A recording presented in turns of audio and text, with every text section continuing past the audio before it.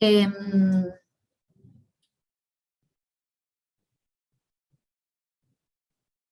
Repasando una de las clases, como les decía, leí una pregunta de una alumna en los comentarios del canal de YouTube. Entonces me preguntaba, no sé si a lo mejor les surgió a alguno de ustedes, es una alumna del año pasado, si era lo mismo elemento dominante que función constructiva. Me preguntó eso, de acuerdo. Y no es lo mismo. Justamente son dos elementos que están conectados en el artículo, por eso surge la duda. Pero son dos cosas bastante distintas. Cuando uno habla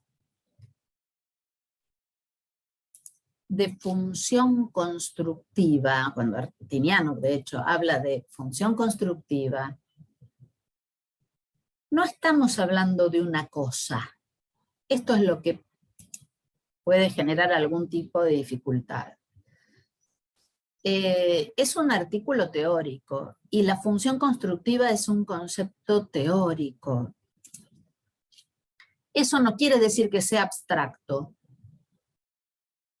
No es abstracto, es absolutamente concreto, porque tiene que ver con la evolución de la literatura. Pero es teórico el concepto, y por lo tanto no puedo decir acá está la función constructiva, es esto.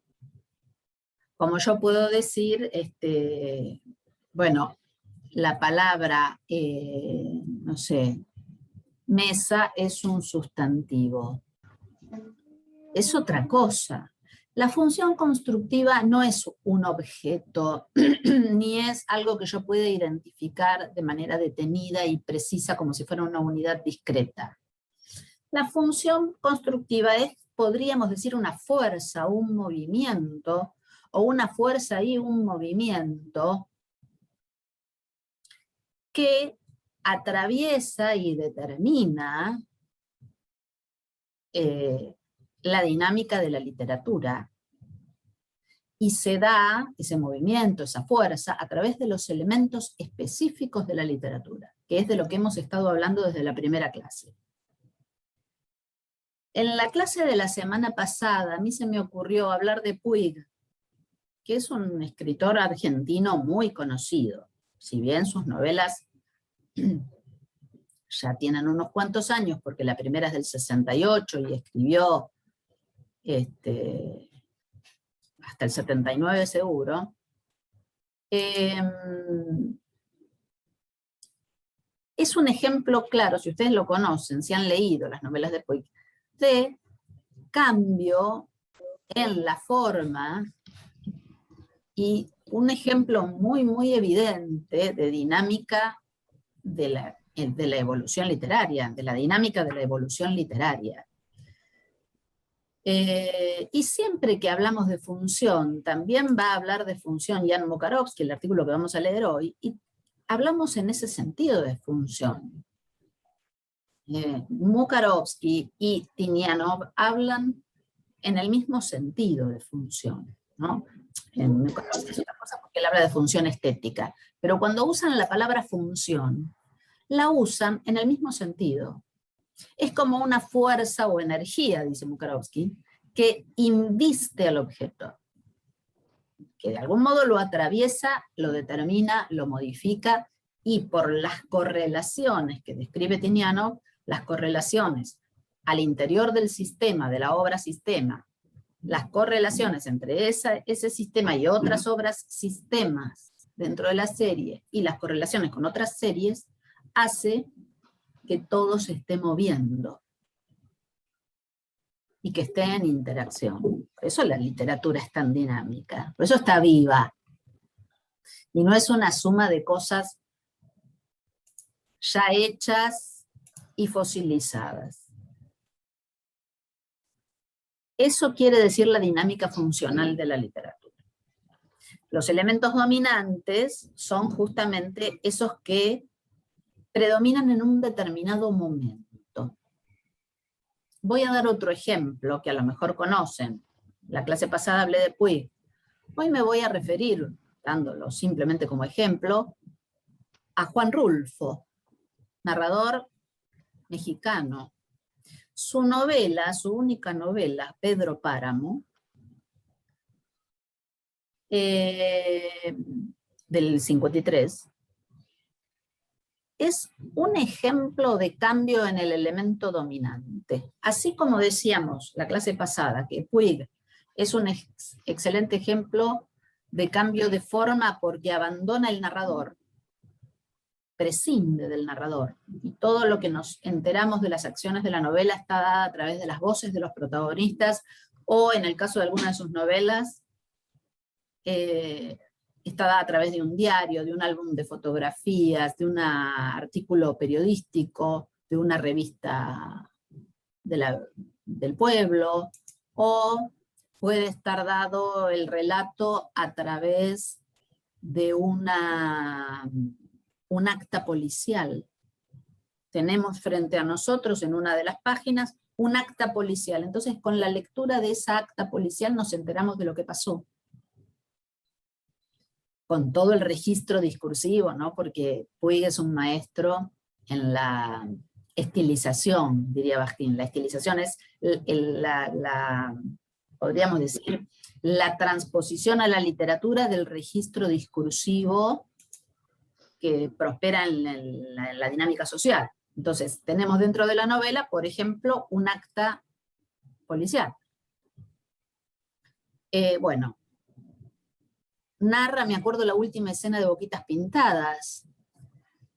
La protagonista quema unas cartas en el incinerador, es un elemento que no existe más, a lo mejor lo escucharon nombrar. Quema las cartas en el incinerador y ve pasar como volando pedacitos de las cartas y las lee al pasar. Bueno, desde las cartas quemándose en un incinerador, Puig narra, cuenta la historia. Bueno, esa es una revolución en la forma, por supuesto. Es un novelista que le imprime un movimiento muy fuerte a la serie literaria. Ahora me voy a referir un minuto a Rulfo. Rulfo, de una manera completamente distinta, es muy diferente. Después, por supuesto, no tenía por qué ser parecido. Escribe Pedro Páramo, publica Pedro Páramo, es una novela breve, donde también cae uno de los elementos dominantes del género hasta ese momento. Estamos hablando de la segunda mitad, de la mitad del siglo XX. Prescinde del narrador, también, como Puig. No hay un narrador en tercera que me cuente lo que pasa. Y también le imprime una transformación impresionante al lenguaje narrativo. Por eso se ha dicho tanto que la novela de Rulfo es una novela poética o es una novela lírica, como se dijo también de Virginia Woolf, ¿no? Las novelas líricas de Virginia Woolf.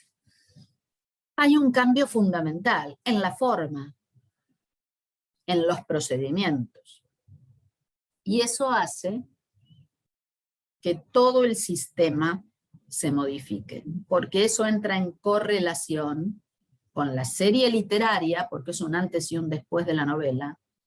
Rulfo transforma la novela latinoamericana, por cierto, pero incide, es un autor mundialmente famoso, y modifica la serie. Ahora, ustedes me dirán, bueno, ¿esa evolución está aislada? No, está absolutamente conectada con las series vecinas, con la serie histórica, con la historia contemporánea de México, contemporánea de la novela, ¿no? Y anterior.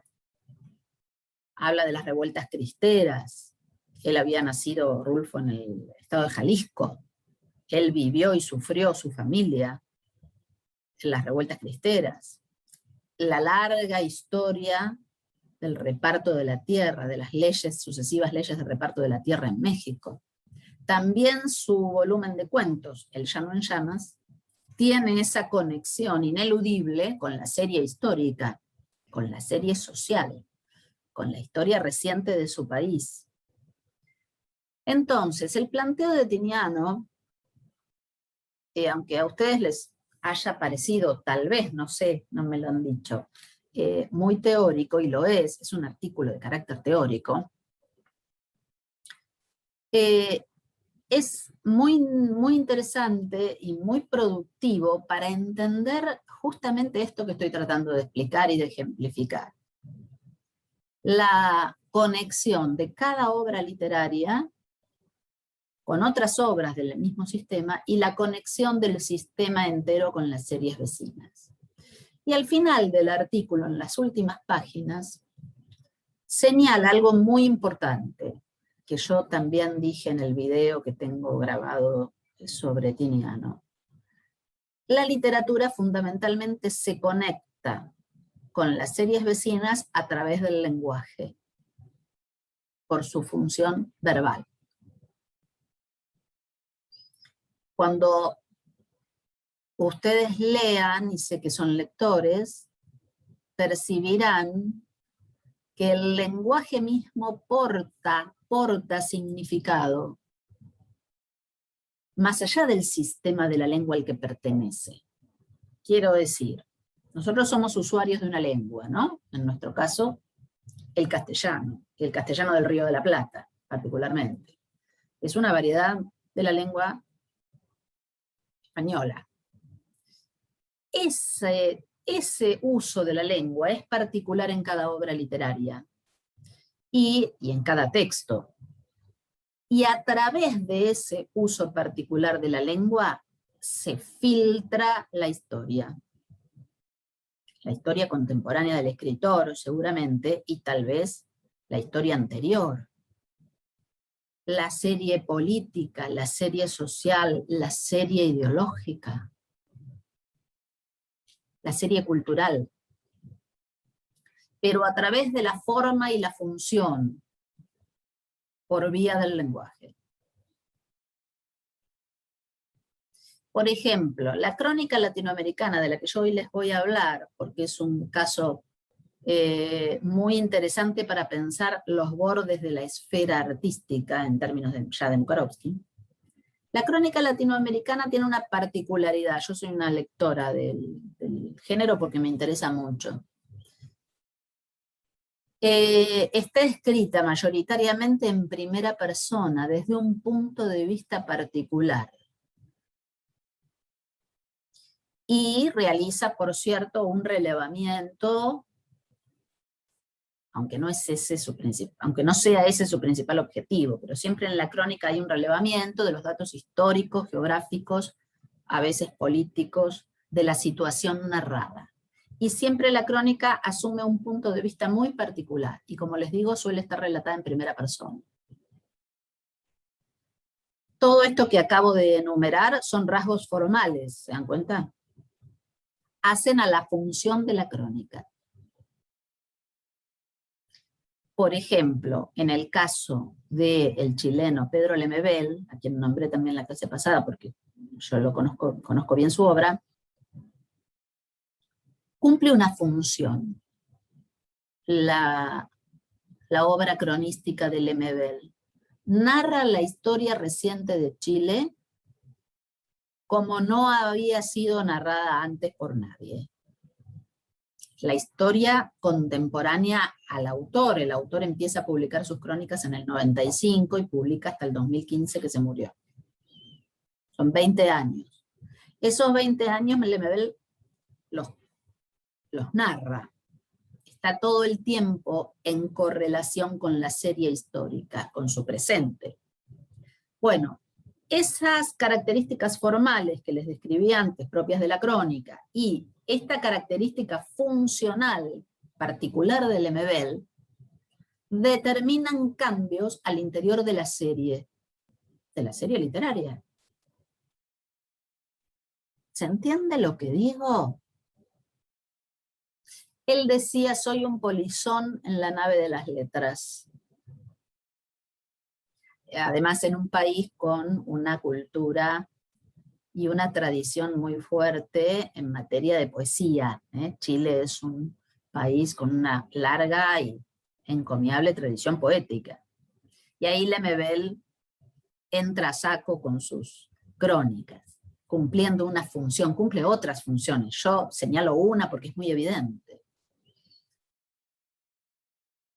Y eso modifica también la serie, pero conectándose con todos los rasgos formales y en correlación con las series vecinas, con un uso particular del lenguaje. Lemebel pivotea entre el lenguaje oral, el lenguaje poético, el lenguaje coloquial del Chile, de los chilenos de las clases bajas, populares. Y todo eso hace que el sistema evolucione de una manera compleja, no lineal. Porque no es que después de Lemebel no se escribió más poesía, no, se sigue escribiendo poesía y se sigue escribiendo como se escribía antes de Lemebel. No es lineal la evolución, pero la cosa va cambiando, se va modificando, se va ampliando, se va transformando a través de las formas y las funciones, vía el lenguaje.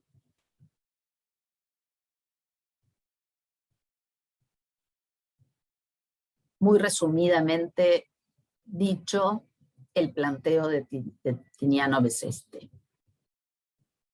que podríamos ejemplificar mucho más. ¿Preguntas? ¿Comentarios? Sí. Esto está muy relacionado también con lo que dice Mukarovsky de la entrada y salida de la esfera artística, ¿o no? Claro que sí, sí. Una cosa que yo creo que no dije la vez pasada, o si lo dije muy al pasar. Entre el 16 y el 25, entre 1916 y 1925, la interacción entre el formalismo ruso y la escuela de Praga es muy fluida. Después se terminan yendo a Praga, muchos formalistas, varios de ellos, Tinianov entre otros. Pero por eso viene muy bien la pregunta de Roque. Efectivamente, Tinianov habla de evolución y Mukarovsky va a hablar de la esfera artística, porque él se refiere al arte en general, nosotros lo vamos a usar para pensar la literatura, una esfera porosa, una esfera que nunca está cerrada. Y nunca está cerrada porque la valoración social hace que entren cosas a la esfera artística que no estaban consideradas arte en determinado momento. Así que ya vamos a empezar con esa reflexión de Mukarovsky, pero claro que está muy conectado. Bueno, si no tienen más preguntas sobre lo dicho hasta acá en las clases anteriores y lo dicho brevemente hoy, arrancamos con Mukarovsky, aunque ya de hecho lo hemos nombrado.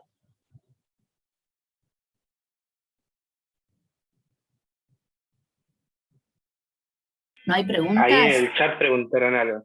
Ahí en el chat preguntaron unas cosas, profesora. Perdón, gracias por avisarme. ¿El chat dónde está? No, lo pregunté yo, pero como ahora vas a empezar con Mukarovsky, capaz que...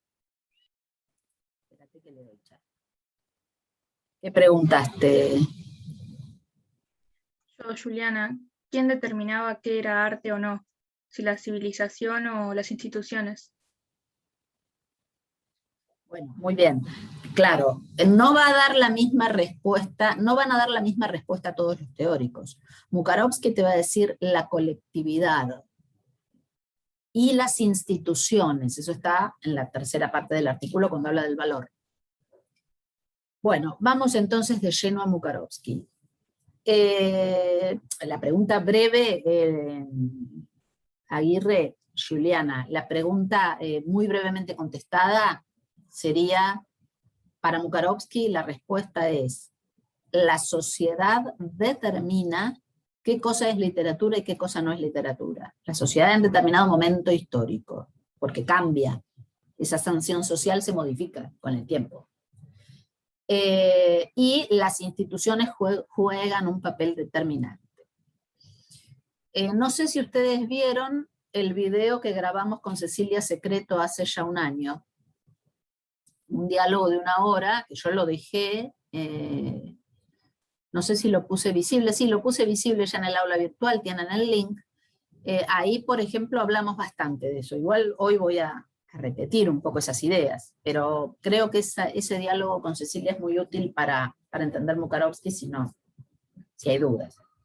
Bueno, el artículo de Mukarovsky es de 1936, lo escribe en Praga, el prólogo del libro está escrito... ustedes no tienen el prólogo, no sé si tienen el prólogo, no me fijé. Está escrito en Bratislava, lo prologan también en 1936, y tiene 3 partes: función, norma y valor. El título es muy descriptivo: función, norma y valor estéticos como hechos sociales. Ya el título te está indicando el posicionamiento teórico de Mukarovsky. Y tiene una enorme vigencia. Ustedes podrán decir qué viejos los artículos que nos hacen leer los profes. No, sí, claro, tienen sus años, tienen 90 años, casi 85 años este artículo, pero tiene una vigencia impresionante. Ustedes se van a dar cuenta. Lo seguimos leyendo por la enorme vigencia que tiene, además de por razones históricas epistemológicas, porque es el origen de la crítica de base sociológica. Pero no solamente por un interés historicista, sino porque tiene una enorme vigencia al día de hoy.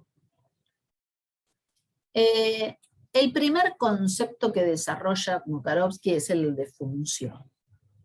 Ustedes ya me han oído hablar de la función hasta hartarse. ¿Por qué? Porque los formalistas hablan de función. Bueno, Mukarovsky habla de función estética. Y lo primero que dice es que cualquier objeto puede ser portador de función estética. Cualquier objeto puede ser portador de función estética. No tiene que ser arte. Dice que el campo de lo estético es mucho más amplio que el campo de lo artístico.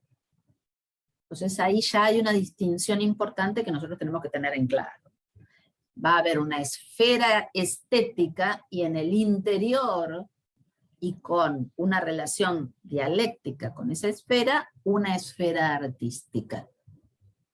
Y después está la esfera de los fenómenos extraestéticos. Algo que dice varias veces en el artículo Mukarovsky es que la esfera de los fenómenos estéticos está cada vez más ampliada. En un momento dice incluso hipertrofiada, como si fuera un exceso de desarrollo de la esfera estética. Y tiene razón, sobre todo nosotros le podemos dar la razón a la luz de los 80 y pico de años que nos separan. Ya hoy es difícil buscar un objeto que no tenga función estética. No sé si me siguen. Todavía no llegamos al arte, ¿eh? Estamos hablando de lo estético. Todo tiene función estética. Casi todo. No sé a dónde me tengo que ir para no pensar en una función estética, para ver algo que no tenga función estética. Por ejemplo, muchos de ustedes tienen anteojos, yo también. ¿Qué función predomina en este objeto que tengo en la mano? O cualquiera que tengan ustedes. ¿La práctica o no? Muy bien. Predomina la función práctica. Yo me pongo esto para poder leer, porque si no, no leo nada. Ahora, si ustedes los vieran de cerca, acá, la patilla de mis lentes de leer tienen unas florcitas. Y aunque no tuviera florcitas, tiene una forma, y yo voy a la óptica y lo elijo, y veo, bueno, si me queda bien, si es el tamaño que va acorde con mi cara, en fin, si es un formato más o menos estético. A pesar de que lo importante es que yo vea bien cuando leo. Bueno, este ejemplo sencillísimo les da a ustedes la diferencia entre esfera estética y esfera extraestética.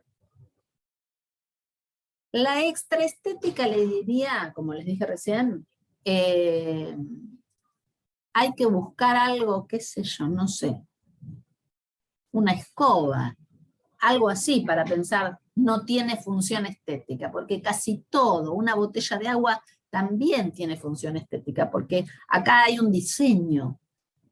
Y si hay un diseño, está pensado estéticamente. Bueno, entonces, si entendieron lo que es la función estética, por eso Mukarovsky dice, cualquier objeto puede ser portador de función estética. También, por ejemplo, un paisaje. Dice eso, lo dice él, no lo digo yo. Un paisaje. Entonces va a hablar también de la jardinería. Fíjense qué interesante.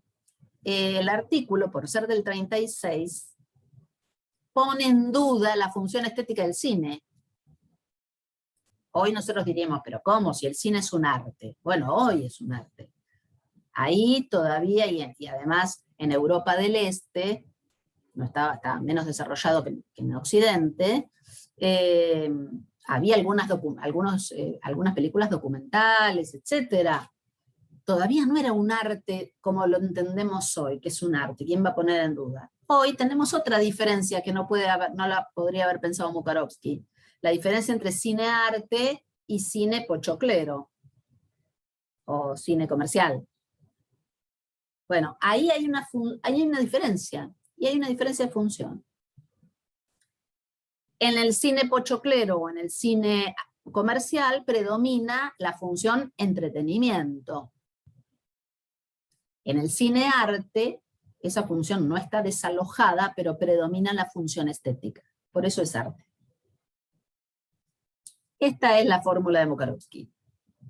Si en un objeto predomina la función estética, ese objeto pasa a la esfera artística dentro de la esfera estética. Dentro de la esfera de los fenómenos estéticos, la esfera de los fenómenos estéticos, ¿cuáles serían? Los objetos que tienen ¿qué? Función estética. Función estética, muy bien. Todos los objetos que tienen función estética participan de la esfera estética. Ahora, en el interior hay una especie de zona marcada, ¿no? Una especificidad. Aquellos objetos donde la función estética predomina por sobre otras, por sobre cualquier otra. Eso es arte. Pero eso está muy lejos de estar estabilizado. Hay una estabilización relativa, pero siempre relativa en los fenómenos estéticos. Eso puede cambiar. Vamos a pensarlo ahora con la literatura. Todavía no nos fuimos de la noción de función. Por supuesto, anticipo, los conceptos de norma y de valor están funcionando desde el primer minuto del artículo, pero vamos a explicar primero el de función. Función estética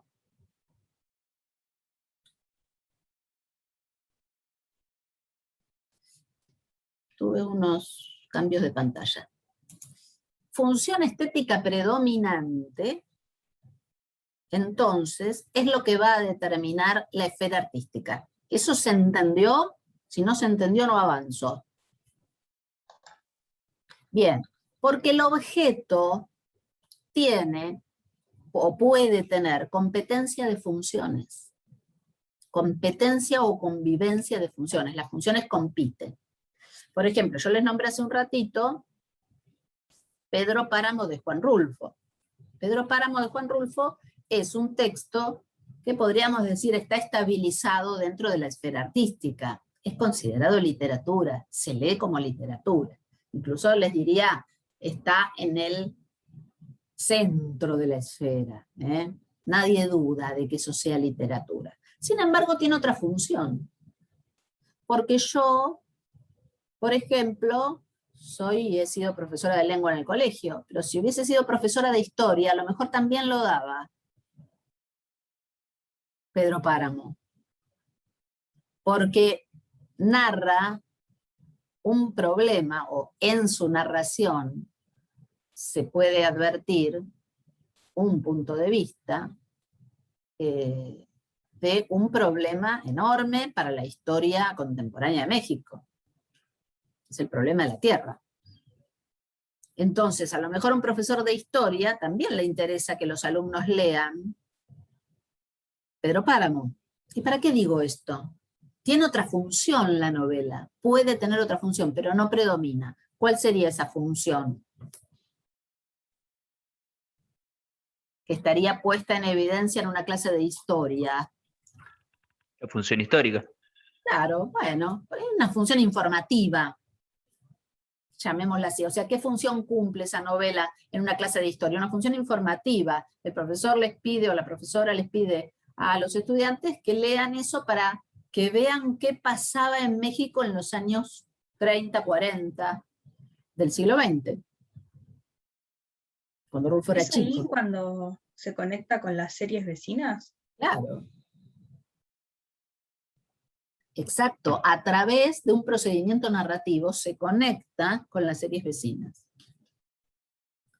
No porque haya una subordinación del arte a los contenidos, que es la visión contra la cual reaccionan los formalistas.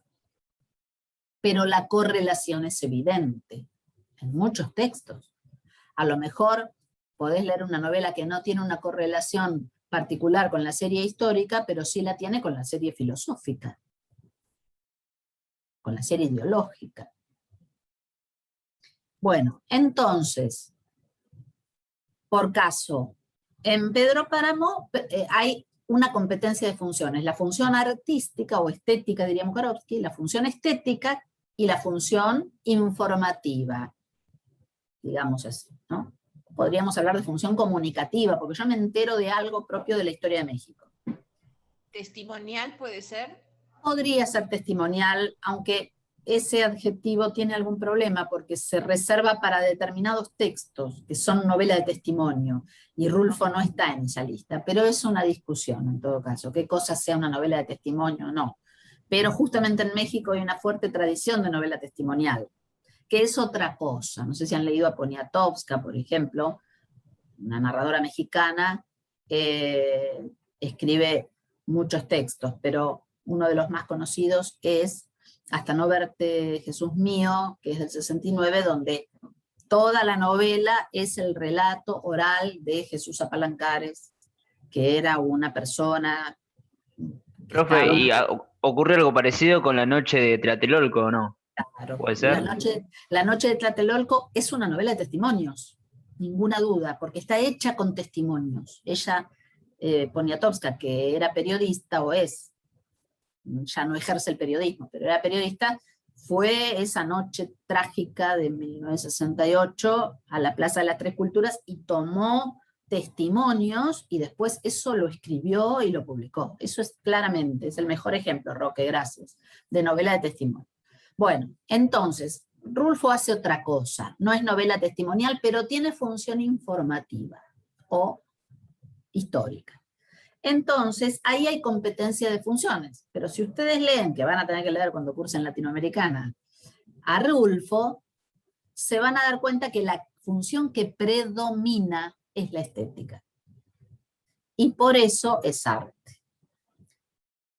Ahora bien, tengo una persona esperando.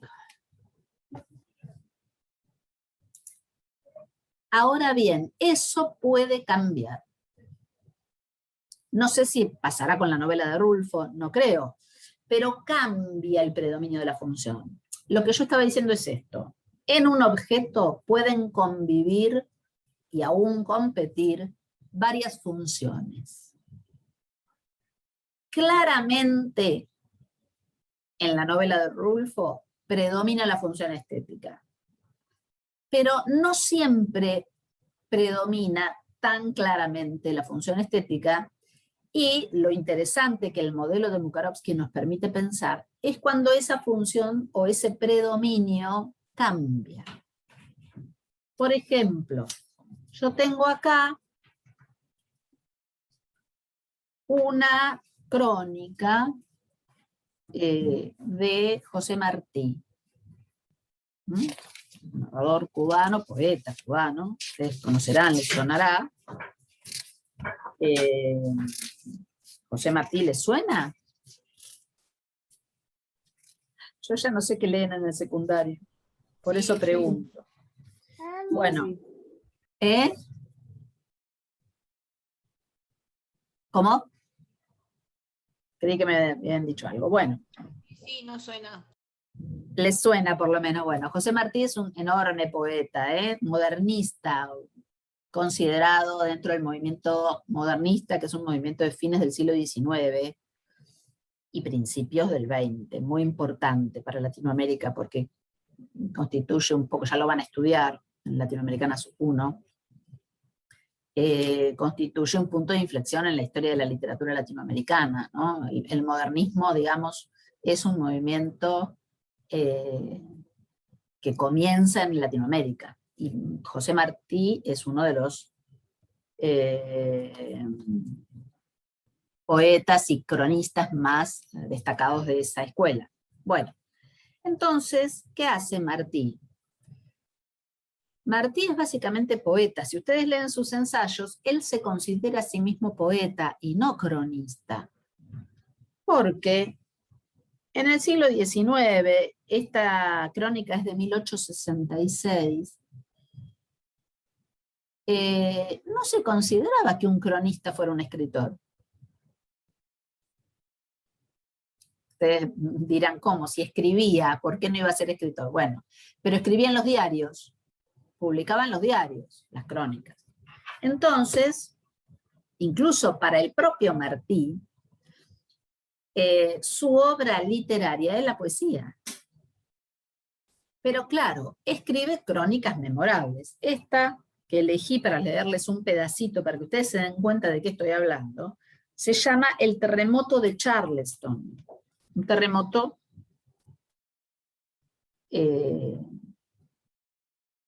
terrible que se vivió en Estados Unidos en 1866. Comienza así. Un terremoto ha destrozado la ciudad de Charleston. Ruina es hoy lo que ayer era flor. Y por un lado se miraba en el agua arenosa de sus ríos, surgiendo entre ellos como un cesto de frutas, y por el otro se extendía a lo interior en pueblos lindos, rodeados de bosques de magnolias y de naranjos y jardines. Los blancos vencidos y los negros bien hallados viven allí después de la guerra, en lánguida concordia. Está hablando de la guerra de secesión, ¿no? Estadounidense. Allí no se caen las hojas de los árboles, allí se mira al mar desde los colgadizos vestidos de enredaderas, allí a la boca del Atlántico se levanta casi oculto por la arena el fuerte Sumter, en cuyos muros rebotó la bala que llamó al fin a guerra al sur y al norte.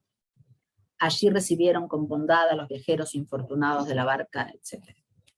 Les leí nada más que los dos primeros párrafos.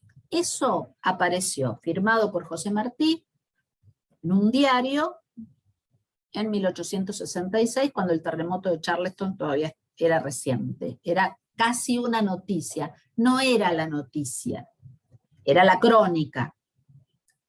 Pero ustedes escucharon la lectura de los dos primeros párrafos. Bueno, ¿ahí qué pasa? Hay un problema en el sentido teórico y filosófico de la palabra, por eso nos interesa. ¿Cuál es el problema? A ver, cuéntenme. Es muy poético para hacer una crónica, ¿no? Profe, A y ver, ahí... Sí, ¿y sí. eso qué quiere decir, Emanuel? A ver, espera.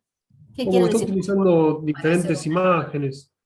Claro, es como que pasa a segundo plano la información, básicamente, y pasa un primero todo ese esteticismo hermoso con el que él está formando esas frases, que a partir de la segunda oración ya es un poema. La introducción, perfecto, uno esperaba la noticia, pero después viene un lirismo.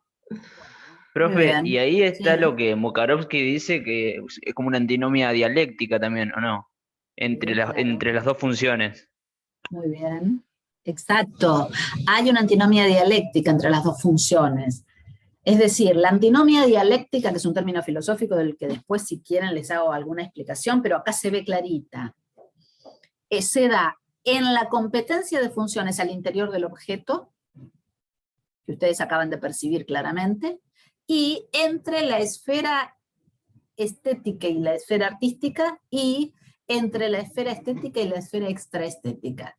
Todo eso está conectado por antinomias dialécticas. se supone que entre las dos funciones del objeto, que ustedes acaban de describir muy bien, lo que dijo Emanuel, lo que dijo Carolina, lo que dijo Roque, y no sé quién más habló, hay dos funciones. Está hablando de un terremoto, está hablando de un terremoto en una ciudad que padeció la guerra de secesión, bueno, etcétera, etcétera. Está hablando de algo, de hechos acontecidos recientes, y además esa crónica apareció en un diario en Nueva York, donde escribía y publicaba José Martí para vivir, para comer, porque él lo consideraba un empleo, su trabajo de cronista. Están en competencia las dos funciones. Bueno, esa competencia no es que se haya resuelto con el tiempo. Las cosas acá no se resuelven. La competencia de funciones permanece. Pero ¿qué ha ocurrido dada la importancia de la función estética que subrayaba Carolina? Dada la importancia de la función estética en este texto, hoy ya no se discute que las crónicas de José Martí forman parte de su obra literaria. Y las crónicas de los modernistas, por ejemplo, las de Rubén Darío, lo mismo, el poeta nicaragüense, que también es un poeta modernista, ¿no? El propio Darío también consideraba que las crónicas que él publicaba eran como un trabajo para ganar dinero. Pero hoy están en el volumen de la obra completa Rubén Darío, igual que pasa con Martí. Ven el tránsito hacia la esfera artística desde una esfera estética, seguro, pero extraartística, pasa a la esfera artística. ¿Se dan cuenta? Este texto, del momento que se publica, tiene función estética, no cabe ninguna duda. Tiene función estética. Pero el predominio de la función estética es lo que lo mete de lleno en la esfera artística. Porque hoy la función comunicativa se ha perdido. Es decir, únicamente que estemos estudiando los movimientos orográficos en Estados Unidos en 1866, o en la década del 60 del siglo XIX, nos puede interesar informativamente la crónica de Martí. Hoy la leemos como un texto literario. Más allá de la importancia que tiene la reconstrucción del episodio, ¿no? Uno dice, bueno, si yo le doy esta crónica a los chicos en el colegio, les digo, bueno, averigüen qué pasó en Charleston en 1866, y bueno, le doy contexto. Pero la función estética predomina. Entonces, acá ven un cambio. A fines del siglo XIX, nadie consideraba, ni siquiera el propio Martí, que eso fuera literatura. Hoy no cabe ninguna duda de que las crónicas de Martí forman parte de su obra literaria. Y ya aquello que contaba en las crónicas no interesa mucho. Pasó a un segundo plano, está la función comunicativa, pero pasó a un segundo plano. ¿Ven la dinámica funcional al interior del objeto y al interior de la serie? Porque entra en la literatura. ¿Se ve? Esto es una discusión vigente. Es una discusión vigente. Yo hace muy poco tiempo recuerdo haber escuchado decir a un mexicano en la radio, en un programa de radio, un programa de libros, decir, no, pero Elena Poniatowska es una periodista. Bueno, Elena Poniatowska, una mujer que escribió toda su vida, nacida en 1933, vive, es una mujer grande pero sigue produciendo, ha escrito muchísima obra. La mayoría de su obra es novela. Novela de testimonio, como comentaba Roque, La noche de Tlatelolco, donde ella, en su función de periodista, era una mujer de 35 años en ese momento, corre a la Plaza de las Tres Culturas y arma, recoge los testimonios de los sobrevivientes, ¿no? Y escribe el texto. O Hasta no verte Jesús mío, que es una novela que ella escribe desgrabando las entrevistas que le hizo a Jesús Apalancares. O Fuerte es el silencio, otra enorme novela de Poniatowska, que publica en 1980, Fuerte es el silencio, donde ella también aparece con su nombre propio en la novela porque cumple la función de periodista y arma la escritura, el relato. Bueno, como eso les puedo seguir contando muchos ejemplos. Ahora, ¿quién puede dudar hoy de que Elena Poniatowska es una escritora y forma parte del sistema literario? Bueno, yo no dudo, pero todavía es una discusión. Pero también es una discusión constante a lo largo de toda la historia de la literatura, tanto como obras específicas, escritores, como géneros enteros, entonces. Exacto. Exactamente, sí, tenés mucha razón. Es una discusión que además sigue. Más allá de que haya textos y ejemplos y momentos de estabilidad, en algunos casos. ¿Por qué digo de estabilidad? Porque hay clásicos, no habla de esto Mukarovsky, ¿eh? Pero ¿qué entendemos nosotros por clásicos? ¿Qué entenderíamos? Que pensándolo desde Mukarovsky, aunque Mukarovsky no se refiere al tema. Bueno, que los clásicos son aquellos textos que permanecen en la esfera artística porque las sucesivas colectividades de lectores siguen considerando que predomina la función estética. ¿Qué sé yo? Madame Bovary, que es una novela que ustedes van a leer con nosotros, de Gustave Flaubert, es una novela que se publicó en 1857 o 56, nunca me acuerdo, pero 56 o 57, y que hoy seguimos leyendo como la novela, uno de los ejemplos más característicos del realismo literario, del realismo francés por lo menos. La más patente es el Don Quijote, ¿o no, profe?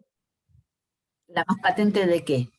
De novelas que se terminan categorizando como clásicas por todo lo que dijiste vos. Sí, el Quijote seguro que es una de ellas. No sé si la más, pero seguro, sí, claro. Es una novela de 1605, la primera parte, que seguimos leyendo como literatura, por cierto, a pesar de la cantidad de tiempo que nos separa de ella. Entonces, es una esfera en discusión y tiene como zonas de máxima fricción entre las funciones. Y por eso hay textos que habilitan la discusión más que otros, ¿no?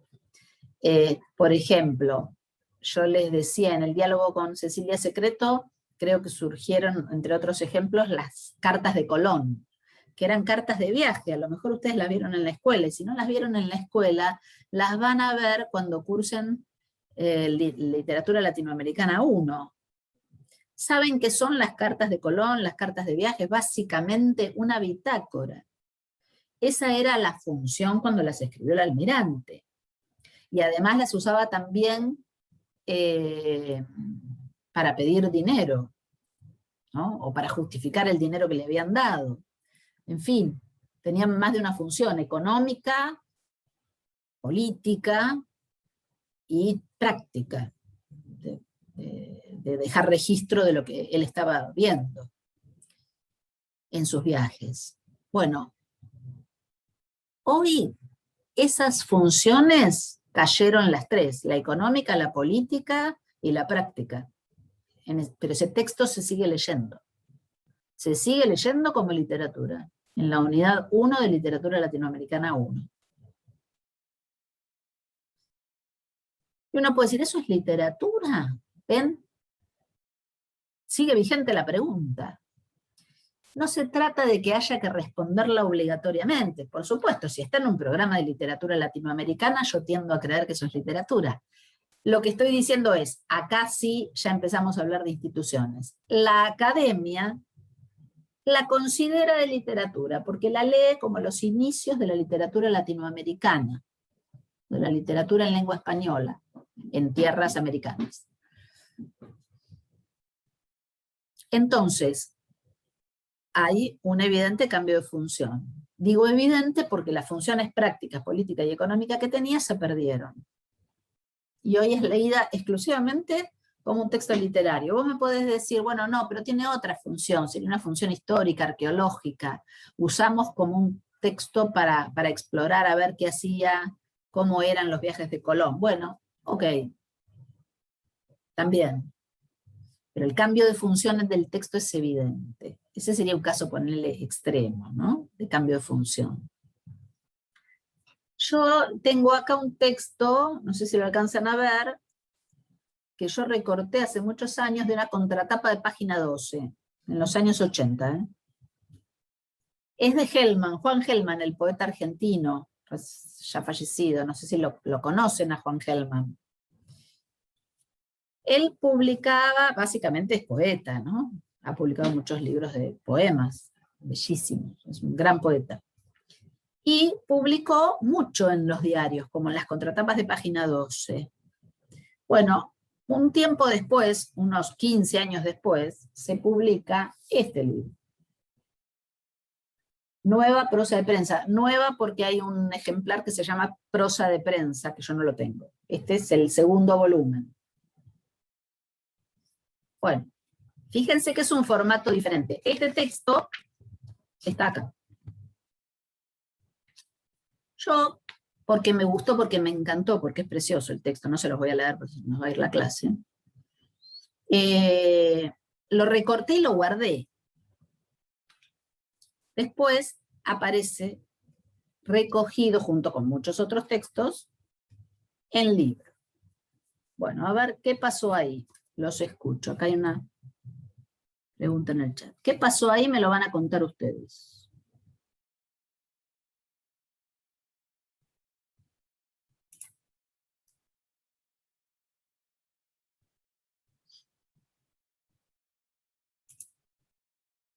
Cambió de función. Alguien lo empezó a considerar literatura y todo el mundo lo empezó a considerar literatura y ahora es parte de ese libro. Muy bien. ¿Y quién intervino ahí en ese tránsito? Varios agentes. ¿Quiénes? A ver. Que es el tema de la editorial, de que lo hayan compilado en un libro. Muy bien. La industria editorial. Ahí tenés las instituciones de las que habla Mukarovsky en el artículo sobre valor. La institución, digamos así, editorial, dice acá hay un filón. Este y 80 más que están publicados, ya el diario se tira, el diario es efímero, nadie lo leyó nunca más, excepto algún chiflado como yo que lo recortó y lo guardó. La editorial tomó una decisión estratégica, es decir, bueno, vamos a publicar el libro. Primera institución que interviene en el cambio de función. Que interviene. ¿Qué más hay ahí? Seguramente La otros sociedad. escritores.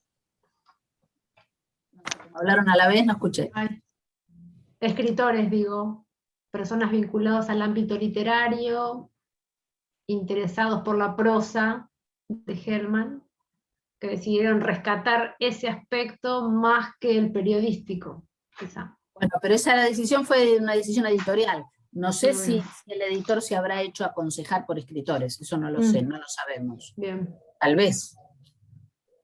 Pero algo más... No puede ser una decisión sola de la editorial, tiene que haber una aceptación pública también. Ahí está, muy bien. Tiene que haber una aceptación pública. Si hay algo que no es la editorial, es tonta. Dice, acá hay un poeta que está que circula. Hay un poeta que interesa. Ya. Un relevamiento hicieron. Aparte también si es el segundo, claro. La segunda edición, como dice ustedes, como que ya hubo una respuesta positiva a la primera, también hay una valoración.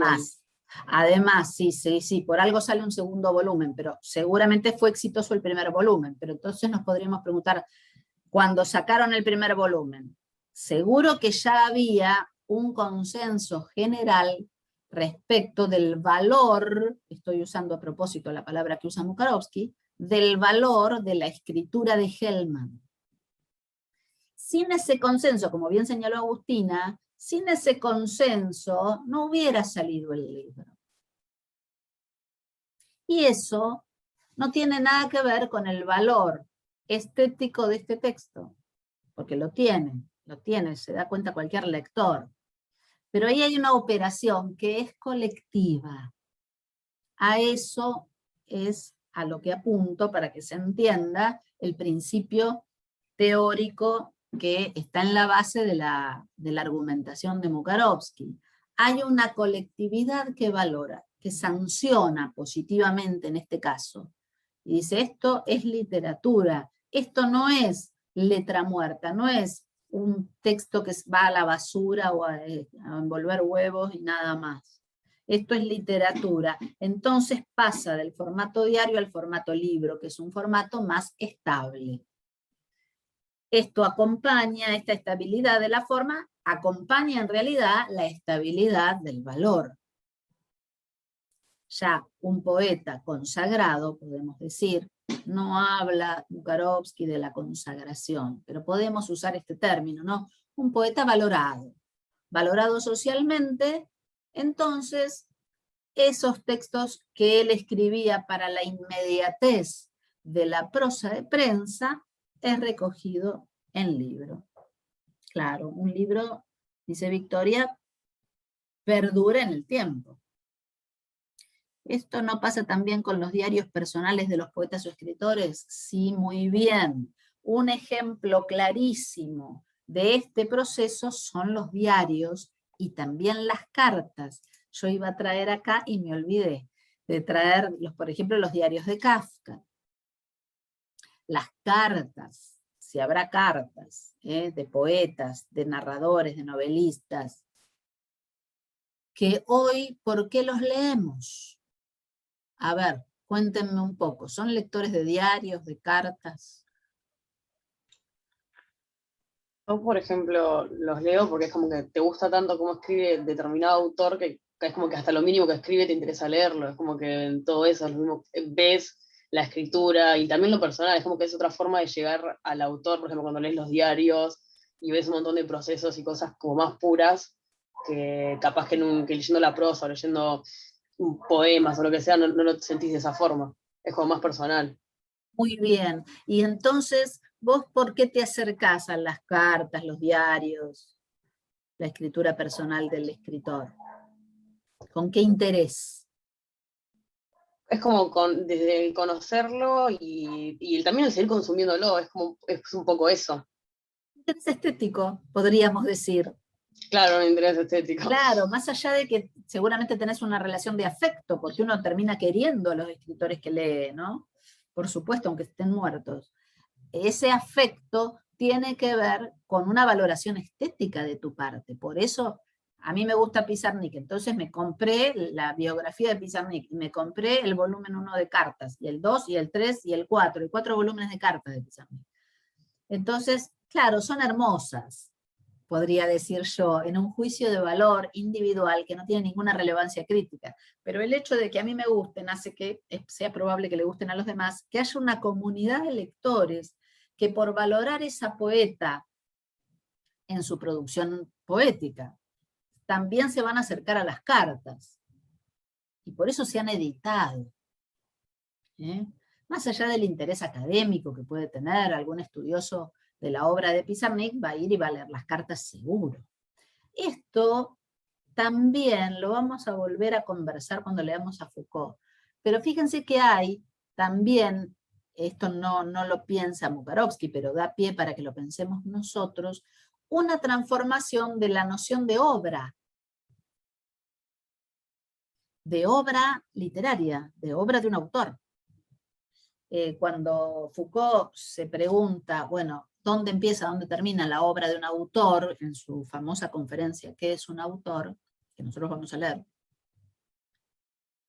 dice, bueno, todo lo que escribió el autor es su obra, y hace un chiste que fue famoso, ¿no? También la lista de la lavandería, porque la escribió él. Nosotros podemos decir la lista del supermercado, porque lo escribió, el mensajito que le dejó arriba de la mesa no sé, al amigo, a la pareja. También eso es la obra, porque lo escribió él. Bueno, ahí Profe, empezamos a pensar la función, sí. que en el video que tienen con la profe Cecilia Secreto, ella también da un ejemplo parecido, suponiendo que fueran públicas las listas del mercado de Pizarnik, por ejemplo. También las leeríamos, a ver qué puso. Claro. Sí,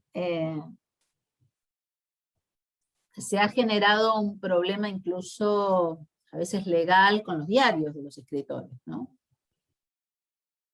Porque implica mostrar la privacidad. Los diarios de Pizarnik son tremendos. Yo no creo ser capaz de leerlos por segunda vez. Pero bueno, ahí está, ¿no? El interés por el escritor, la función inestable de lo estético, la investidura que un texto tiene, es un problema. En algunos casos, en otros casos no. Con la poesía de Pizarnik no hay ningún problema, eso es literatura.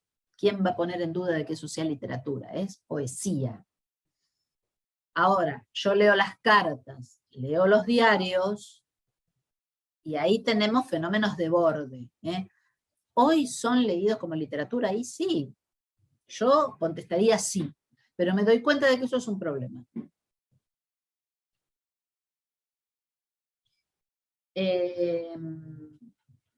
Bueno, las cartas y los diarios de los escritores son el mejor ejemplo de cambio de función. Pero hay otros fenómenos de borde que ustedes... tomé el primer ejemplo que di fue el del periodismo, porque es un género, el género del relato periodístico, hoy muy transitado, muy producido, sobre todo en América Latina. En Argentina tenemos escritores importantísimos de crónica, y que todavía se cuestiona. Yo les recomiendo, por ejemplo, la lectura de esta autora, Leila Guerriero, a lo mejor ya la conocen, tiene muchos libros, este me encanta, Zona de Obras, tiene otro mucho más gordo, precioso, que se llama Plano Americano, bueno, y otros. Es una escritora de mi generación, más o menos, una mujer debe tener 56 años, por ahí. Y ha escrito desde muy joven, siempre fue periodista, y ella sigue diciendo, es lo primero que dice, creo que en el prólogo, el prefacio a esta obra: soy periodista, nota preliminar, el atardecer en un plato, soy periodista. ¿Y por qué comienza una obra que ya la tiene como escritora consagrada, ¿no? Diciendo soy periodista? Nunca he renegado de ser periodista. Pero si ustedes leen las crónicas de Leila Guerriero, son piezas literarias, para mí, que soy una lectora de toda la vida, indiscutiblemente. Pero bueno, es periodista, entonces surge la pregunta. Bueno, a ver, vamos a avanzar en el artículo de Mukarovsky. Concepto de norma, absolutamente ligado al de función y al de valor. ¿Qué pasa con la norma? ¿Por qué surge esta pregunta? ¿Es periodista? ¿Será literatura? Los diarios de Kafka los escribió en un cuadernito que tenía escondido digo escondido porque jamás lo publicó, y él le pidió al amigo que los quemara, a Max Brod, que no los quemó. ¿Por qué surge la pregunta? Bueno, porque hay ahí una duda de eso es literatura, no es literatura. Él no lo escribió con la intención de que fuera literatura, porque él escribía sus novelas y sus relatos breves. Bueno, mira, toda esa pregunta, ese conjunto de preguntas perfectamente válidas y vigentes, Mukarovsky da una respuesta teórica, y es el concepto de norma. Norma estética. Hay en la conciencia colectiva un concepto clave en el artículo de Mukarovsky, un acuerdo. que él llama norma. Un acuerdo que es social. Esa norma estética, que en realidad es compleja, es un conjunto de normas, el miembro de una comunidad la percibe, digamos, la sabe.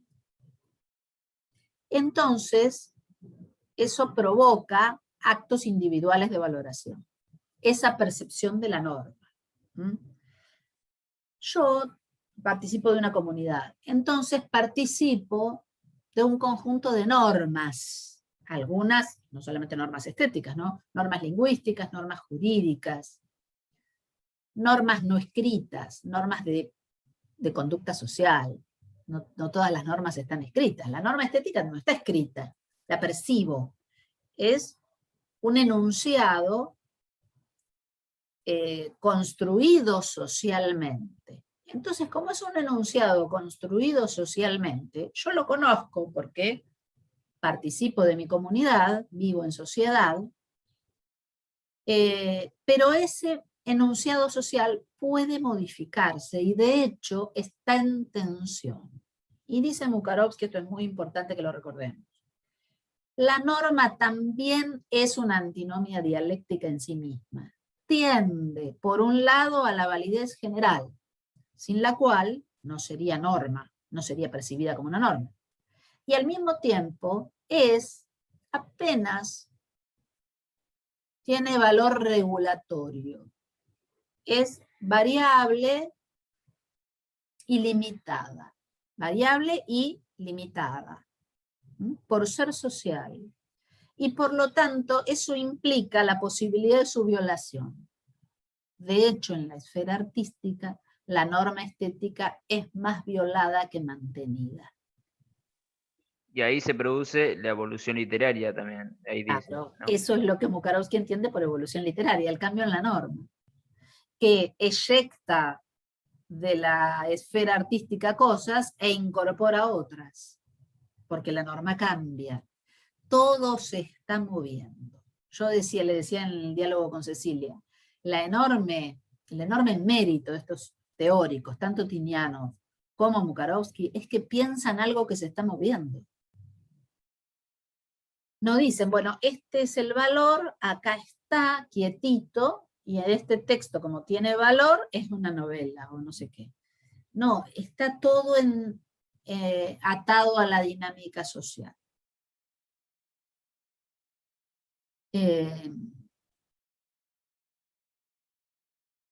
Entonces, la norma también es una antinomia dialéctica. ¿Se va entendiendo lo que es una antinomia dialéctica?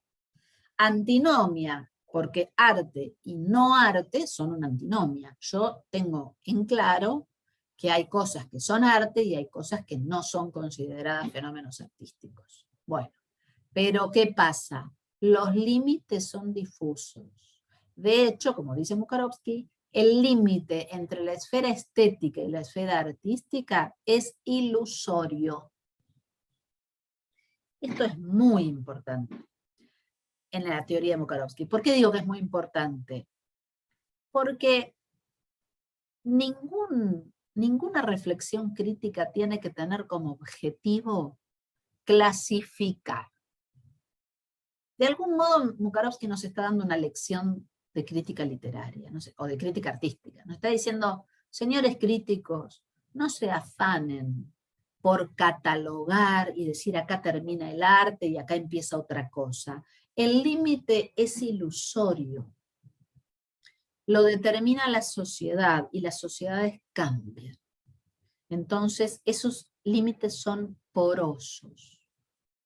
Entonces, la antinomia es dialéctica, porque las dos esferas son cualitativamente distintas, por cierto. Está la esfera artística dentro de la esfera estética, dentro de los fenómenos estéticos. Y ahí hay una diferencia cualitativa, hay una diferencia de valor y de predominio de la función estética. Eso es lo que dice Mukarovsky. Pero eso no es definitivo.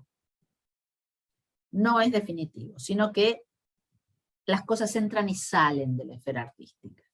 Como sabemos, porque si nos interesa el arte, la literatura, el cine, la pintura, lo sabemos.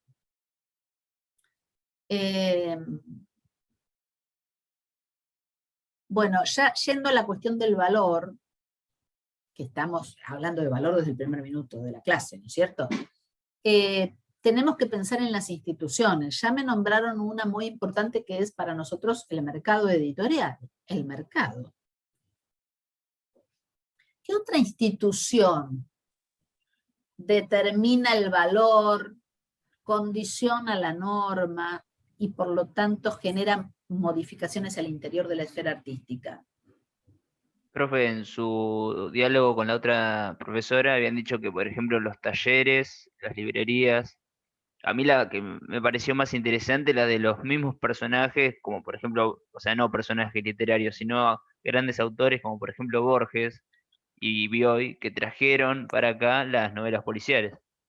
Esa operación es clarísima. En los años 70, ustedes no se pueden acordar, ni yo era muy chica y ustedes no se pueden acordar, pero es muy bueno porque, el ejemplo, porque provocó una valorización en el sistema literario argentino de la novela policial. Hoy se produce mucha novela policial. Y hasta hace no tanto tiempo, les diría hasta los años 60, era considerada literatura menor, un género menor, literatura de masas en el sentido peyorativo, ¿no? Bueno, de entretenimiento, podríamos decir. Uno leía una novela policial para pasar el rato, pero no se lo consideraba gran literatura. Hoy tenemos grandes escritores, autores de novela policial, y ya no se duda de que eso es literatura. Por ejemplo, nuestro enorme Juan José Saer, digo nuestro porque es argentino, ¿no? El narrador argentino Juan José Saer, ya fallecido, pero tiene una cantidad impresionante de novelas, tiene una novela policial que se llama La Pesquisa, que es extraordinaria. Yo me he preguntado, él no incursionó mucho en el género policial, tiene esa novela policial, y algunas novelas tienen algunos momentos que pueden ser considerados, digamos, de temática policial.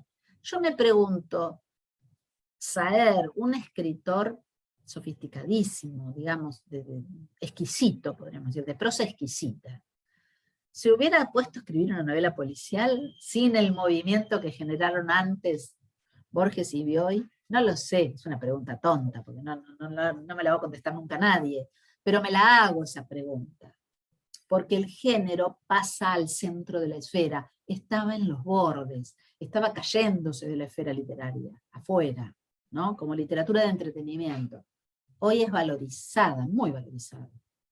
Escritores como Paul Auster, ¿no? Que escribe una trilogía, la trilogía de Nueva York, que son 3 novelas policiales.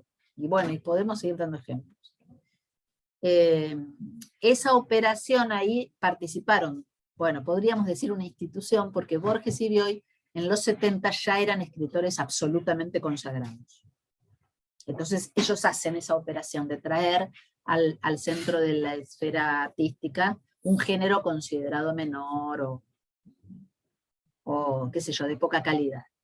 Otro ejemplo de otra institución de la que estamos... La universidad misma. La universidad. La universidad, no digo la Universidad Nacional de Mar del Plata, en general, la academia. Se habla de la academia para hablar de la universidad en su conjunto, ¿no? De todo, global. Y ahí se generan listas. Lo que solemos llamar el canon, ¿no? Lo que está establecido como literatura.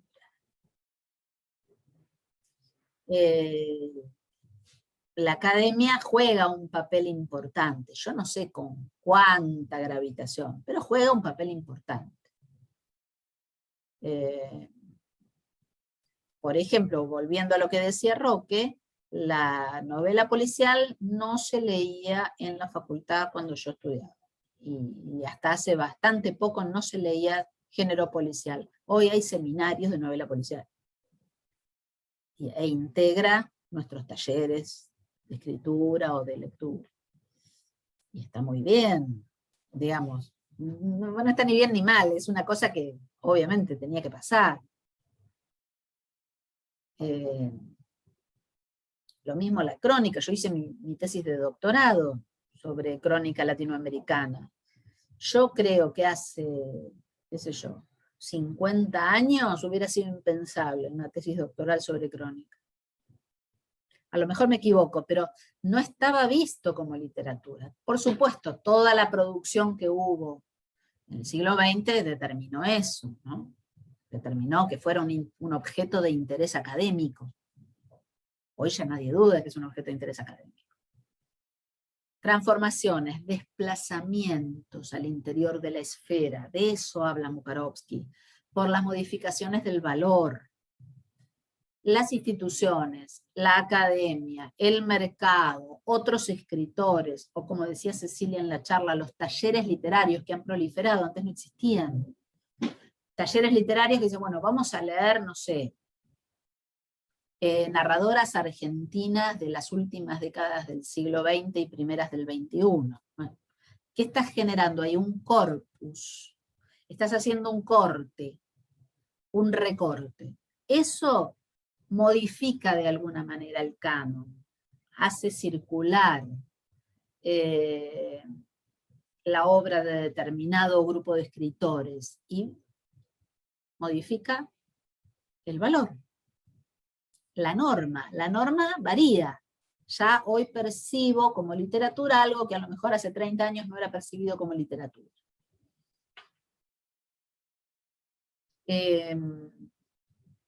Otra institución, los suplementos literarios. Yo no sé si ustedes son lectores de suplementos literarios, yo lo sigo siendo.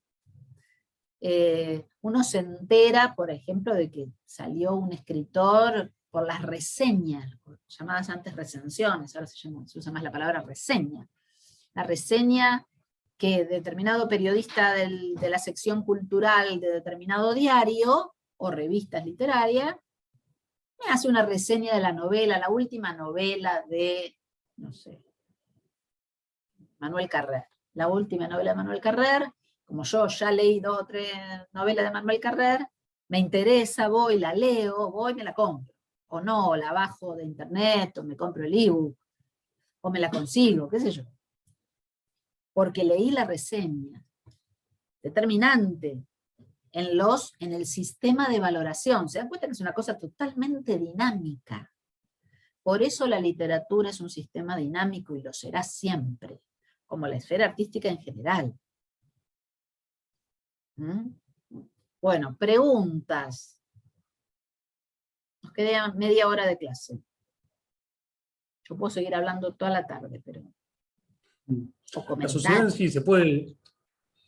Preguntaba, digo, la sociedad en sí se puede tomar también como un... No sé si como... O sea, para esto de poder definir en un momento a otro lo que pasa a ser literatura o no, nosotros como lectores, digamos, sin estar dentro o sin ser una entidad. Una institución, perdón. Podemos llegar a, digamos, a influir en esa... Claro, perdón, yo no sé si no fui clara. Eso es lo primero que dice Mukarovsky. Lo primero que dice Mukarovsky es la colectividad. Después habla de las instituciones en el tercer momento del artículo, cuando habla del valor, cómo se regula el valor. Las instituciones juegan un papel preponderante en la regulación del valor, pero el papel protagónico lo tiene la colectividad, la comunidad de lectores. Una cosa importante que me olvidé de decir, pero que está muy claro en el artículo, a propósito de la pregunta de Manuel. La sociedad no es homogénea, está estratificada, dice Mukarovsky, estratificada en sentido vertical, estratificada en sentido horizontal. Por ejemplo, factor edad, factor grado de escolarización, por poner esos dos, grado o nivel de escolarización. Y tiene que ver con la norma, hay distintas normas. Está estratificada la norma. Tiene que ver con el gusto individual, Sí, pero eso a Mukarovsky no le interesa, no entra en el modelo de Mukarovsky. Lo que a Mukarovsky le interesa son las comunidades, dentro de la comunidad general, las comunidades de lectores. Eso se ve clarito con la música, porque no se olviden que Mukarovsky habla de arte, ¿eh? Nosotros lo usamos para pensar la literatura. La música está clarísimo que tiene comunidad de receptores. Yo no escucho la misma música que escucha mi hija de 23 años. Y no porque yo no pueda escuchar la música que escucha ella, o ella no pueda escuchar la que escucho yo. Porque se nota que tenemos distinta edad, más allá de que haya conexiones, que hay cosas que nos gustan a las dos. Edad. Grado de escolarización, o nivel de escolarización, por llamarlo de alguna manera. Y sí, qué sé yo, a mí me encanta Saer, Juan José Saer, le gusta muchísima gente. Ahora, no sé si es un escritor que todo el mundo conoce. Y hay que leer, no sé, Cicatrices. Es una novela interesantísima, pero es densa. No sé, por poner un ejemplo no argentino, el Ulises de Joyce. No se puede discutir que el Ulises de Joyce sea literatura, o sí se puede discutir porque se puede discutir todo, pero bueno, es considerada una novela del modernismo anglosajón, ¿no? Una novela que además tiene una cantidad de procedimientos que incidieron muchísimo en la literatura posterior, el Ulises de Joyce. Ahora, hay que leer el Ulises de Joyce. Yo creo que estuve 10 años o algo para leer el Ulises de Joyce.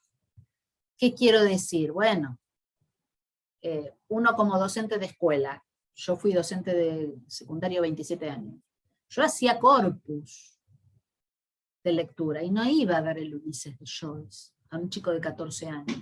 Imposible, ridículo. Uno tiene que armar corpus que tengan que ver con esa edad. Hay lectores de ciencia ficción, hay gente que es fanática de ciencia ficción y por ahí no lee mucho de otro género. O hay gente que le gusta más la poesía que otros géneros, etcétera, etcétera, etcétera.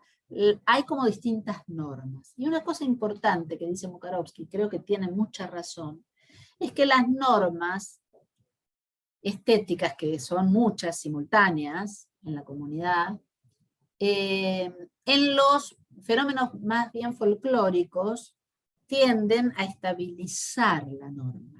Es decir, dicho de otra manera, los productos ligados a las tradiciones populares, que podemos llamar tradición folclórica, tienen una norma estable, mucho más estable que la norma de élite, la norma superior, dice Mukarovsky, habla de norma superior e inferior, que es mucho más dinámica, que está en permanente transgresión, se transgrede a sí misma todo el tiempo. Ustedes piensen en las vanguardias históricas, a lo mejor lo vieron en el colegio, si no lo verán con nosotros al fin de cuatrimestre. Las vanguardias se caracterizan por la violación de la norma establecida. En cambio, el arte folclórico tiende a la conservación de la norma. Ustedes piensen que los géneros musicales folclóricos son mucho más estables que otros géneros, ¿no? O sea que hay diferentes niveles de estabilidad, diferentes grados de estabilidad en la norma estética. Pero en la esfera artística, dice esto Mukarovsky en términos generales, en la esfera artística la norma es más violada que mantenida. Por eso la esfera artística es dinámica. ¿Se les ocurre algún otro ejemplo o quieren hacer alguna otra pregunta? Profe, a mí se me vino el ejemplo, hablando de la conservación de la norma en las tradiciones folclóricas, por ejemplo, con el tango acá, qué resistido que fue Piazzolla. Claro. Claro, sí, eso lo comentábamos con Cecilia también en el diálogo, ¿no? Un ejemplo clarísimo de transgresión de la norma dentro de un género tradicional. habrán escuchado Piazzolla, se cumplieron ahora 100 años de su nacimiento, hubo muchos festivales y muchos homenajes. Un revolucionario de la música ciudadana, pero lo resistían los tangueros. Yo lo recuerdo, yo era chica, pero lo recuerdo, ¿no? La gente, el tanguero viejo decía, eso no es tango. ¿Cómo lo leemos ese fenómeno desde Mukarovsky? Bueno, pensando en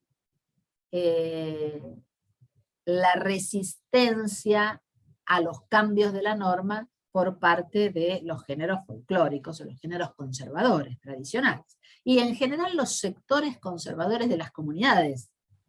Los sectores más conservadores de una comunidad tienden a mantener la norma y no les va a gustar el arte de vanguardia. O el arte... Y por eso me acuerdo en el texto, Mukarovsky también, por eso habla de las generaciones, de que ahí entra, digamos, en importancia la nueva norma que van a intentar poner en valor. Después hay fenómenos que ustedes habrán percibido seguramente, en cualquier género artístico. Una norma puede caer y recuperarse, ser revalorizada. Sí, también por ejemplo, por eso... Decime. No, que por eso también se dice que la evolución literaria, o artística también, no es lineal, que hay un vaivén. Claro. Hay normas que por ahí caen y quedan en el olvido, ¿no? O determinadas, qué sé yo, procedimientos o lo que sea. Y hay algunos que son reconsiderados. Por ejemplo, hablando de Puig, empecé la clase hablando de Puig, sigo hablando de Puig. ¿Qué hace Puig, sobre todo en Boquitas Pintadas, pero en general en su novelística? Recupera el folletín. ¿Qué era el folletín? La novela por entregas, que prosperó durante todo el siglo XIX en Europa y también en América. La novela por entregas que venía por entregas justamente por partes con la prensa. Eso tuvo que ver también con el acceso masivo a la alfabetización. Venía una parte de una novela con el folletín hasta que la novela terminaba de ser entregada. Bueno, ¿qué hace Puig? Subtitula Boquitas Pintadas, novela por entregas. Pero no es una novela por entregas, salió en el 69 completa. Pero ¿qué recoge Puig ahí? El tipo de relato de la novela de folletín, que era generalmente historias al gusto popular, historias románticas, donde los protagonistas eran personas comunes de clase media. Entonces eso es lo que está recuperando Puig de un género caído como el folletín, género, digamos, ya no producido en ese momento, ya en segunda mitad del siglo XX no había novelas por entregas. Y era muy consciente Puig de este cambio, de esta recuperación de una norma vieja, y también lo padeció porque fue muy criticado o muy rechazado por la crítica contemporánea, lo consideraban cursi. Si ustedes leen Boquitas Pintadas o La tradición de Rita Hayworth, o El beso de la mujer araña, bueno, nombro las más conocidas, pero también otras como Sangre de amor correspondido, es una narrativa que tiene una impronta popular, ¿no? Es como si él lo hubiese recuperado ese género y por supuesto lo transpuso a su escritura. No era lo mismo que Corín Tellado o la novela rosa hispanoamericana del siglo XIX.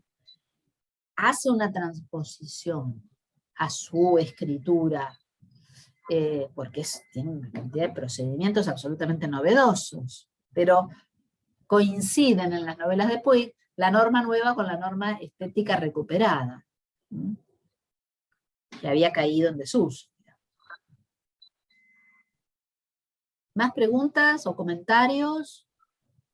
También se da la evolución del género para la aceptación pública, porque, por ejemplo, el primer policial que hace Poe no es igual al policial que hace Arthur Conan Doyle. Entonces, ya la evolución del género también te dicta la aceptación del público. ¿Puede ser? Bueno, está muy bien la pregunta. Es una ida y vuelta. ¿Por qué digo esto? Porque decíamos con Tiniano en la clase pasada, hay una evolución de las formas y de las funciones. Por cierto que los cuentos policiales de Poe no son iguales que los de Conan Doyle. Ahora, ¿en qué medida incide en esa evolución el gusto del público o la norma estética colectiva? No lo sé. No sé si se adapta el género al gusto colectivo o el gusto colectivo determina los cambios. Yo creo que es un ida y vuelta, es un proceso. Eso lo estudia muchos años después, 30 años después de Mukarovsky, lo estudia Bourdieu, Pierre Bourdieu, que es un sociólogo del arte, y él piensa esto que vos me estás preguntando. Habla de proyecto creador, y entiende, no habla de obra de autor, sino de proyecto creador, y entiende que el proyecto creador tiene que estar abierto a la verdad objetiva, uso palabras de Bourdieu, la verdad objetiva de la obra, que se la da como una especie de refracción la comunidad de lectores. Es una elaboración muy posterior a Mukarovsky, que tiene mucho, digamos, de la Escuela de Praga. Por supuesto, Bourdieu ha leído y tiene muy en cuenta la Escuela de Praga para sus elaboraciones teóricas, pero da un paso más, Bourdieu, pensando en esto que me estás preguntando, Agustina. ¿Qué pasa con la valoración del público? ¿Y cómo determina eso el proyecto creador de un novelista o de un escritor? Bueno, es un fenómeno complejo de ida y vuelta, ¿no? De refracción, porque según Bourdieu, el escritor va a ir a la verdad objetiva de su obra, se va a enterar de lo que escribió, dicho de alguna manera, se va a enterar de cuál es la obra que escribió con la recepción, cuando le llega de vuelta la recepción de los lectores, y eso obligaría al escritor a rediseñar su proyecto. Por supuesto, Bourdieu es un escritor marxista, ¿no? También hay ahí una intervención de la teoría marxista en la elaboración de la teoría de Bourdieu, pero bueno, ya lo van a leer a Bourdieu en teoría literaria, en teoría 2. Pero es muy interesante pensar estas cuestiones, cómo la comunidad de lectores determina el valor. La comunidad de lectores determina el valor. ¿Cuánto de esa lección que da la comunidad de lectores toma el escritor en cuenta o no? No lo sabemos, porque ya forma parte, digamos, del proyecto individual de cada escritor. Pero lo que piensa Mukarovsky es muy interesante, pensarlo en términos sociológicos. La evolución literaria se piensa en términos sociológicos de la mano de Mukarovsky. La esfera artística, en este caso la literatura, depende de lo que sea leído como literatura por la comunidad de lectores. En ese sentido, por supuesto, cae por su propio peso la vieja clasificación literatura culta, literatura popular, o literatura prestigiosa, literatura de masas, o arte mayor, arte menor. O sea, ya pierde sentido esa clasificación. Lo que la comunidad de lectores decida es lo que va a ser literatura.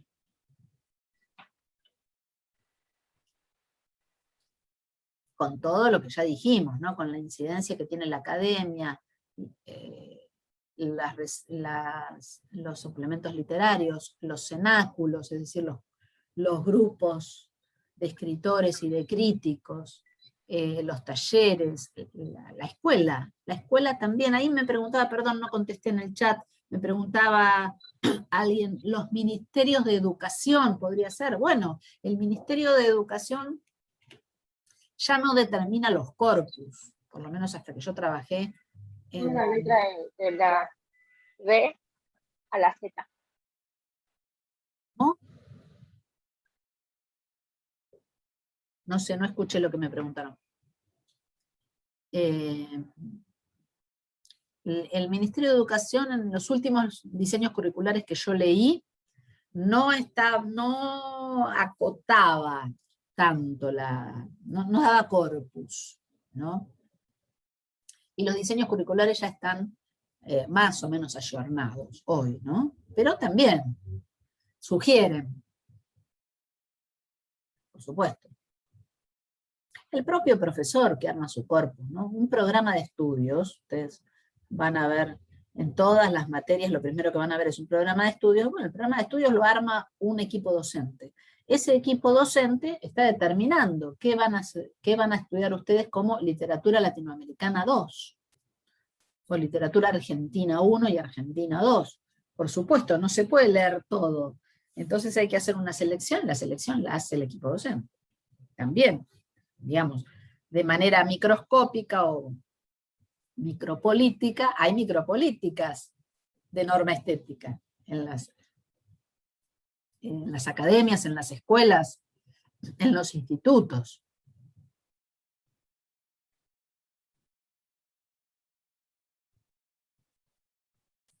Bueno, ¿alguna pregunta más? ¿Algún comentario?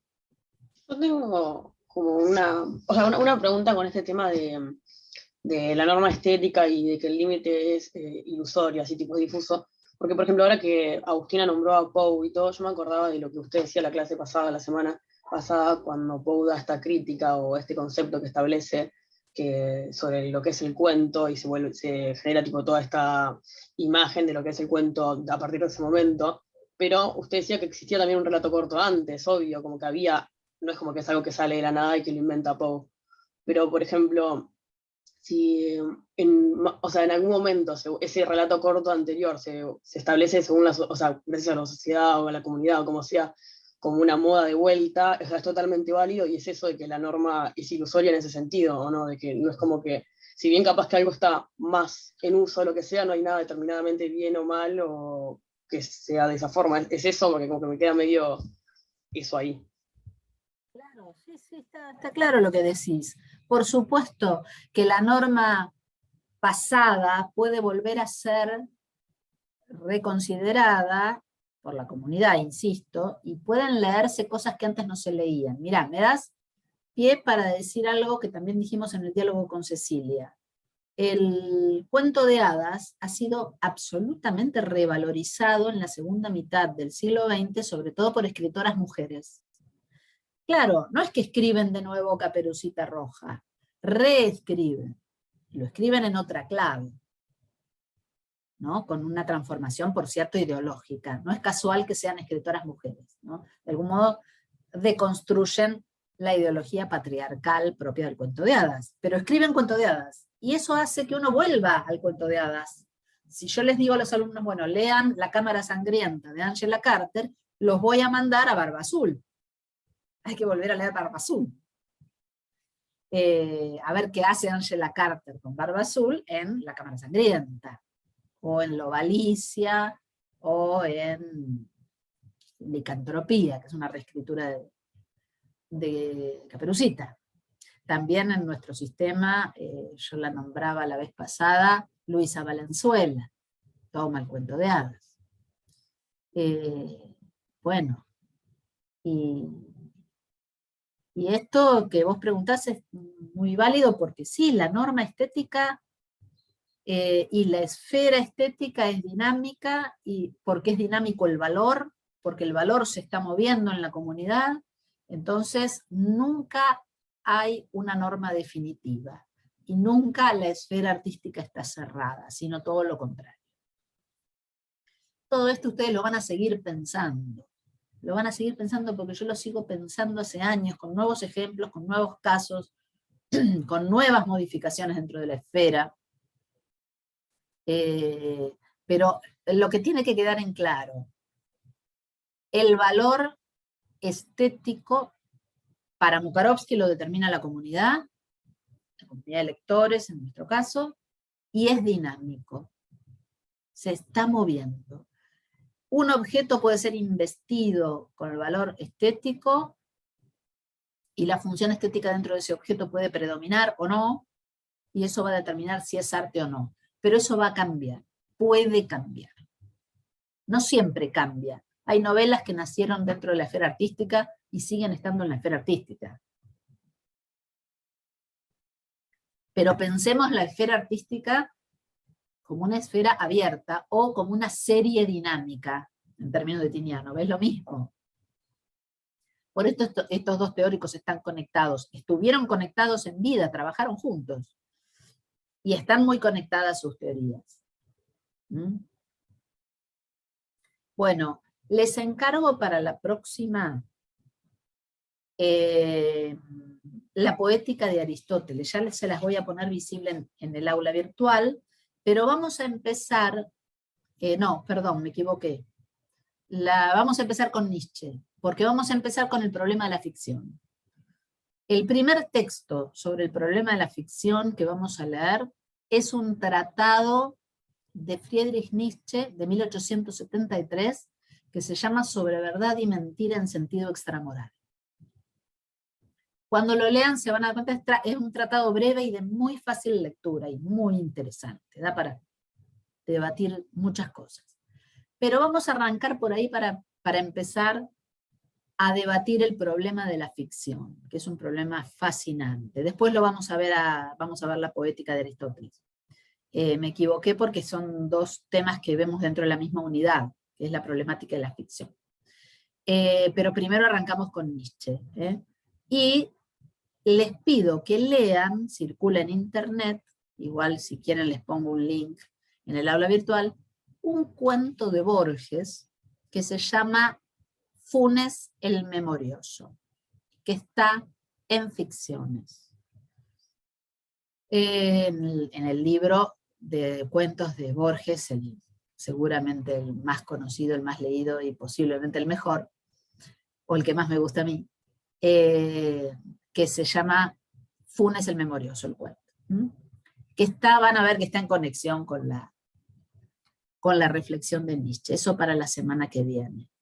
Ya ahora se los voy a poner el material visible en el aula virtual. ¿Alguna pregunta de última hora? Yo tengo que cerrar el aula en 5 minutos, porque me pidieron que la deje libre menos 10.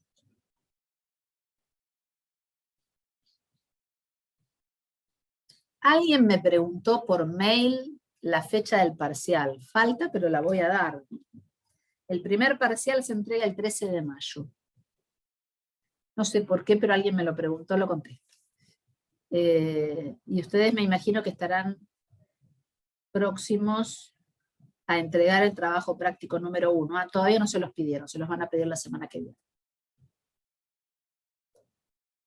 Bueno, ¿alguna preguntita de última hora o comentario?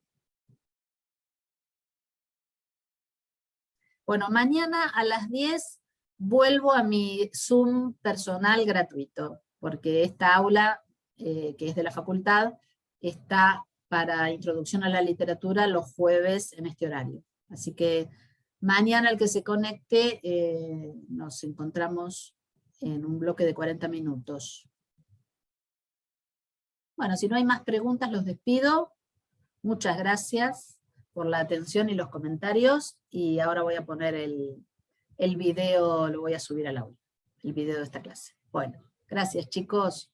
Gracias. Nos vemos. Gracias. Profe. Chao, profe. No, profe, gracias. Chao, profe. Chao.